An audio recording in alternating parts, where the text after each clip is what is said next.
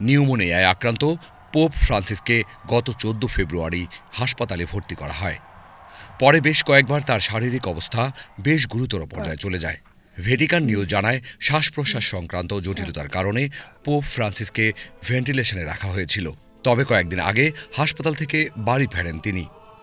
ভ্যাটিকানের মুখপাত্র cardinal Pharrell এক বিবৃতিতে বলেন, তার পুরো জীবন ছিল প্রভু ও তার গির্জার সেবায় নিবেদিত।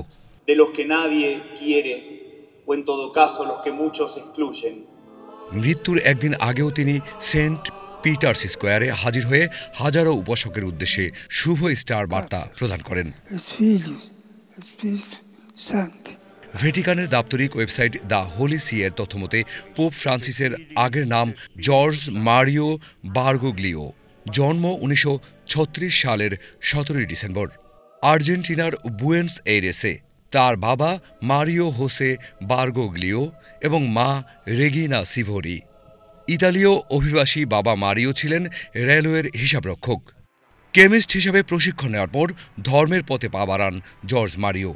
পরে তিনি দর্শন ও ধর্মতত্ত্বে পড়াশোনা করেন। ১৯৬৯ সালে ধর্মযাজক হন। ১৯৯৮ সালে আর্জেন্টিনায় আর্চ বিশপ হন তিনি।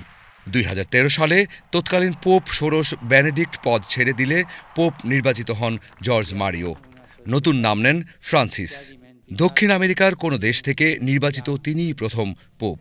১২ বছর ধরে রোমান ক্যাথলিক চার্চের নেতা হিসেবে দায়িত্ব পালনকালে পোপ ফ্রান্সিস বেশ কয়েকবার হাসপাতালে ভর্তি হন। ২১ বছর বয়সে তার একটি ফুসফুসের কিছু অংশ কেটে ফেলতে হয়। ক্যাথলিক ও নন ক্যাথলিক, খ্রিস্টান ও অন্য ধর্মের মানুষের মধ্যে ঐক্যের আহ্বান জানিয়েছিলেন পোপ ফ্রান্সিস।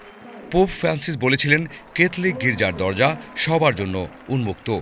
ক্যাথলিক, খ্রিস্টান ছাড়াও বিশ্বের বিভিন্ন ধর্মাবলম্বী মানুষ তাকে গভীর শ্রদ্ধা করতেন। বিশ্বব্যাপী শান্তি প্রতিষ্ঠায় তার অবদান ছিল অসীম।